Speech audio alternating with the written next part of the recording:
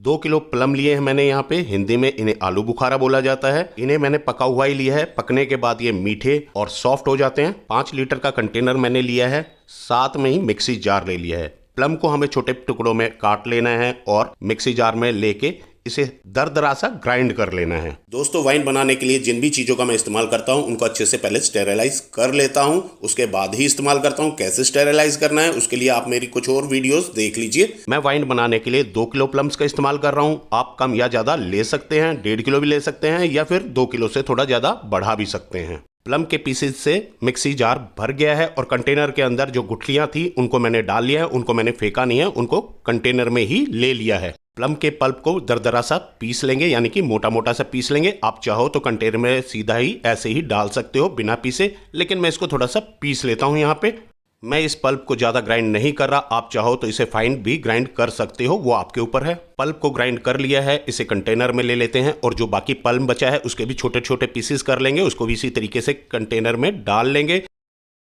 Pulp को grind करके container में ले लिया है। यहाँ पे एक 5 लीटर का ये बर्तन लिया है मैंने। 3 लीटर में पानी लूंगा, आप आरओ का पानी भी ले सकते हैं, मिनरल वाटर, जो भी जैसा भी पानी आपके पास है वो ले लीजिए। हमें इसे अच्छे से उबालना है, कोई बैक्टीरिया इसके अंदर नहीं रहेगा। 3 लीटर पानी बर्तन में मैंने ले लिया है। अब 4 लौंग, 6 हरी इलायची ले लेंगे छोटे वाली और एक छोटा सा टुकड़ा लेंगे दालचीनी का, ताकि जो हमारी वाइन बन के तैयार हो उसमें अच्छा फ्लेवर आए। अब हमें इसे अच्छे से उबाल लेना है, तो इसको गैस स्टोव पे रख देंगे और अच्छे से उबाल लेंगे। पानी उबलने के बाद हमें इसके अंदर देसी खांड का इस्तेमाल करना है। 650 ग्राम हम इसके अंदर देसी खांड डालेंगे। आप चीनी का इस्तेमाल भी कर सकते हो, मिश्री का इस्तेमाल कर सकते हो, गुड़ का भी कर सकते हो और शहद भी डाल सकते हो। खांड या चीनी आप जो भी डालते हो, डालने के बाद अच्छे से उसे मिक्स कर लेना है ताकि वो तली में लगे नहीं। अच्छे से मिक्स कर लेंगे और इसे एक बार दोबारा से अच्छे से उबलने देंगे। खांड की वजह से इसका कलर ऐसा हो गया है, ये अच्छे से उबाल आ गया है इसमें। अब हमें इसे कंटेनर में ऐड कर देना है। बिल्कुल इसे उबलते हुए ही कंटेनर में मैं ऐड करूंगा। दोस्तों, पानी को ठंडा करके भी इस्तेमाल किया जा सकता था, कंटेनर में डाला जा सकता था, लेकिन मैं उबलता हुआ इसीलिए ले रहा हूं क्योंकि बरसात के मौसम में फंगल इन्फेक्शन का बहुत ज़्यादा डर होता है। फंगल इन्फेक्शन से बचाने के लिए ही उबला हुआ पानी इस्तेमाल किया जा रहा है। यहाँ पे कंटेनर में मैंने पानी डाल दिया है। कंटेनर को मैंने ऊपर से थोड़ा सा खाली रखा है ताकि ये ओवरफ्लो ना हो, हल्का सा खाली रखना है दोस्तों इसको।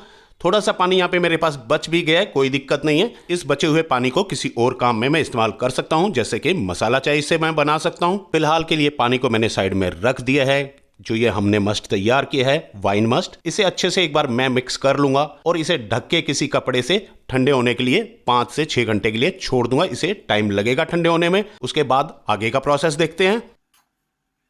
कंटेनर को रखे 5-6 घंटे हो चुके हैं। थोड़े से मैंने गेहूं लिए हैं जो कि 60-70 ग्राम होंगे, अंदाजन लिए हैं। ये 1.5 मुट्ठी के करीब है। इन्हें मैंने रोस्ट कर लिया था। गेहूं को भी कंटेनर में ले लिया है। ये 1 टीस्पून पेस्टिन एंजाइम है, इसका इस्तेमाल करेंगे।